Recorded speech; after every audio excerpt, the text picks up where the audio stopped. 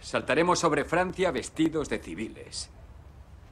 Y una vez en territorio enemigo, abriéndonos camino como una guerrilla, tendremos que hacer una cosa, ni una más. Matar nazis. Soy obligado a vivir, a tener que aprender a vivir. Integrado en vida. Estoy obligado a vivir. Seremos crueles con los alemanes. Seremos conocidos por nuestra crueldad. Y encontrarán pruebas de esa crueldad en los desmembrados, destripados y desfigurados cuerpos que dejemos atrás. Y los alemanes no podrán borrar jamás las imágenes de crueldad a las que los sometimos con nuestras manos, con nuestras botas y con nuestros cuchillos. ¿Estáis conmigo? ¡Sí, señor!